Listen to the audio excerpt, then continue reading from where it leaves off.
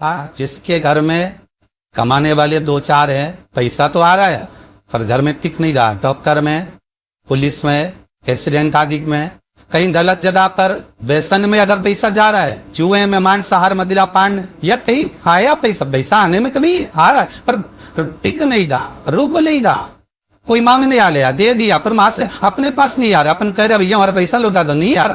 तुम्हारा शिव महापुराण की कथा जाती है, एकादशी के दिन गंगा के जल में मात्र 7 बेलपत्री डालकर जो नंदीश्वर भगवान अर्थात जो शंकर जी के शिवलिंग के सामने नंदी होता है, उस नंदी के चरण पर गंगा का जल चढ़ाकर बेलपत्री शिव पर समर्पित कर देता है, उसके घर में रुपया रुकना चालू हो जाता है, फिर वो गलत जगह पर रह जाता, गलत स्थान पर वो धन जाएगा ही नहीं। बेटा अगर व्यसन में पड़ा हुआ है, मदिरा पान पड़ा हुआ है, मांसाहार में, जुए आदि में जा रहा है, तुम्हें लग रहा है कि मेरा बेटा गलत मार्ग पर जा रहा है, इनमें तो दोस्ती गलत हो रही है, वो सही जगह रहे।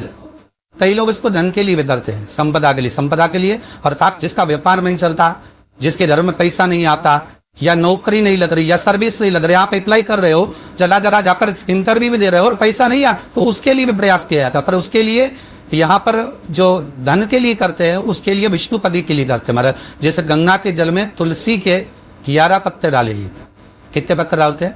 11 तुलसी के पत्ते डालते हैं, और उसको किसी भी नारायण के मंदिर में, राम कृष्ण शिव शंकर जी, राम कृष्ण भगवान विष्णु दत्त आदि जितने नारायण के मंदिर है, उस मंदिर में किसी भी पात्र में, एक छोटे से पात्र में उसको भरकर रखी आते महाराज, उससे भी जॉब सर्विस नौकरी में सफलता प्राप्त होती है। परंतु वो भी एकादशी को ही होता है। कुछ देर तक पात्र को रखा जाता है, फिर वही पात्र का जल किसी भी वृक्ष के नीचे डाल दिया जाता है, उससे भी नौकरी के लिए फायदा नहीं। तो आज भी नियम है, जिस लड़के लड़की का विवाह नहीं हो रहा हो, शादी नहीं हो रही हो, बहुत परेशान हो गए, कहीं मंगल है, कहीं राहु है, कहीं केतु है, कहीं कायसर दोष है, कहीं कुछ है, बच्ची का विवाह नहीं हो रहा, बार बार देखने आते हैं पर विवाह पक्का नहीं होता, उच्च ना करिए, चंदन की 3 बिंदियां उस अशोक सुंदरी के स्थान पर आप कर लगवा दीजिए, और उसी 3 बिंदी में से थोड़ा थोड़ा सा चंदन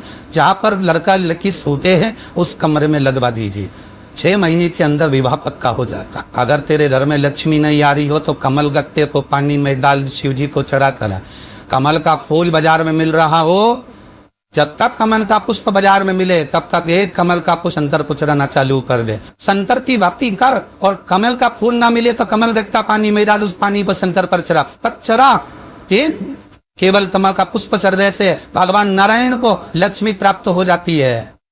इसलिए लक्ष्मी जी की प्रियता कमल का पुष्प है। वो कमल के पुष्प का जल, कमल का जल या कमल गत्ते का जल शंकर पर आप नहीं आ रही ना लक्ष्मी, पैसा नहीं आ रहा, अब आपने सब दूर माता तेज लिया, चढ़ाना चालू कर दे, कमल गत्ता पानी में डालो, उस पानी पर शिव जी को चढ़ाइए, फिर ये कमल का फूल जब तक मिल रहा है, अभी ठंडक में तो मिल ही जाता, कमल का पुष्प मिले, मंगवा लिया, चढ़ा भी करके देखो, कैसी और वाला महाराज झूठ तो नहीं बोल रही है, ये कदे क्या जा। शिव पुराण की कथा कहती है, मान लो कोई हृदय से जुड़ा हुआ रोग, नेत्रों से जुड़ा हुआ, मस्तिष्क से जुड़ा हुआ कोई रोग रहता है, तो इनका नीले कलर का फूल आता है महाराज, उस फूल में हल्दी डालकर जो नंदी के पांव के पास समर्पित कर देता है महाराज, उसका रोग धीरे धीरे समाप्त होने लगा। लिंग पुराण कहती है कि नंदीश्वर भगवान के सामने जो पुष्प समर्पित करा जाता है उसको, ये तो लिखाता है स्कंद पुराण और शिव पुराण, लिंग पुराण कहती है जो फूल आपने समर्पित करा उसको लाकर पानी की बाल्टी में डालकर आप स्नान भी कर सकते हो, उससे भी हड्डी के जितने रोग होते हैं उसमें आराम करने में। जैसे कई शरीर नहीं चल रहा, हाथ झुन्न पड़ रहा है, हाथ काम नहीं कर रहा, हाथ में झुनझुनी आ रही है, कंपन आ रहा है, उसमें भी ये प्रयोग।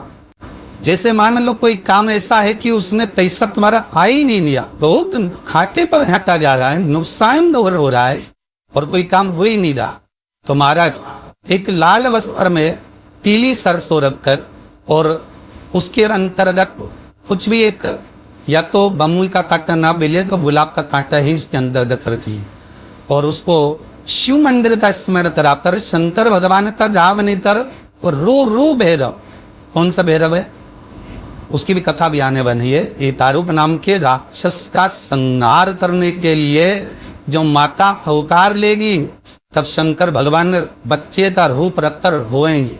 तो शिव जी का एक नाम होकर हु भैरव। ये भैरव कहाँ पर रहता है? तो कहा ये शमशान में रहता है।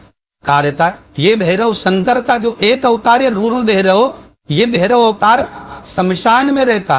तो इस भैरव का काम क्या है?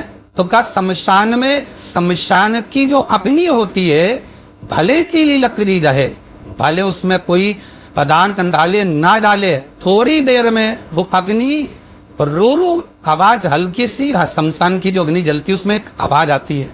आप ऐसे कोई अग्नि जलाएंगे ना उसमें आवाज नहीं है, ध्यान देना। हमारे शमशान में अगर जो लोग गए होंगे मुर्दा जलाने की, तो अगर वो एकांत में बैठेंगे तो उसमें से एक आवाज आती है रू की। तो रू भैरव का काम होता है कि उस चिता की अग्नि को तेजता प्रदान है। फिर चिता की अग्नि ऐसी एक बार अगर भनक गई तो फिर ऐसी जलती है, ऐसी हल्की, इसमें रू की हल्की सी आवाज आती है। कई लोग कहते हैं हवा की आवाज, पर वो तो शिव पुराण कह रही है कि उस सरसों को, आटे को रूरू भैरव का नाम लेकर जिस व्यापार से वो नहीं चल रहा है, दुकान जो नहीं चल रही है, उस दुकान के सामने उस व्यापार के सम्मुख उसको जला दिया जा। जिस सुख का मान करा वो व्यापार की उन्नति के लिए, समृद्धि के लिए, लक्ष्मी के लिए इसका प्रयोग किया है। शमी की पत्ती, शमी वृक्ष का जो महत्व पहले कहा है, शमी वृक्ष की पत्तियां अदालत में या कानूनी कोई प्रोसेस के अंतर्गत कानूनी कोई कार्रवाई हो रही है या कोई अटका है काम, तो शमी की पत्तियों को एकादशी के दिन 5 जगह पर चढ़ाया जाता उस कार्य को निपटाने। पहला अशुभ सुंदरी की जगह पर। अशुभ सुंदरी की जगह कहाँ है आपको मालूम है, पहले भी बताया। जैसे ये शिवलिंग है, ये जलाधारी गोल, उसके सामने ये चरण, बीच में जो एक मोटी सी लाइन होती है वो अशुभ सुंदरी की जगह है। तो अशुभ सुंदरी की जगह पर शमी पत्र को चढ़ाया गया। अब शमी पत्र अशुभ सुंदरी की जगह पर एक स्थान, दूसरा शिवलिंग के ऊपर, तीसरा जहां शिवलिंग रखा है, जहां शंकर का शिवलिंग रखा है उस पति भाग पर शमी पत्र को चढ़ाया जाता है। चौथा नंदी का जो चरण उभरा उठा हुआ दिखे वहां शमी पत्र चढ़ाया जाता है। पांचवा शंकर भगवान के मंदिर के द्वार पर शमी पत्र चढ़ाया जाता है। केवल एक ही बात चढ़ाना चाहिए, जिस कामना से चढ़ा रहे हो, या अदालत में कार्रवाई चल रही हो, या कोई प्रशासनिक परेशानी आ गई हो, या कोई काम अटका पड़ा हुआ है, तो उसके लिए चढ़ाए। 5 स्थान है, 5 स्थान दिए शमी पत्र को आप 5 चढ़ाएंगे तो आपकी प्रशासनिक जो व्यवस्थाएं तो सुचारू हो जाएगी, वापस कोई तकलीफ नहीं आएगी। शमी पत्र की बात। श्री शिवाय नमस्तुभ्यम, सब बोलिए एक बार जमकर, श्री शिवाय नमस्तुभ्यम। प्रैक्टिकल जरूर करा, ऐसी और वाला हमारा झूठ तो नहीं बोल रहा, शास्त्रों की बातें हमारे जीवन में हमें सुख प्रदान करे। इसलिए इस भाव का आनंद करते हुए आज की तरह वो विराम देते हैं।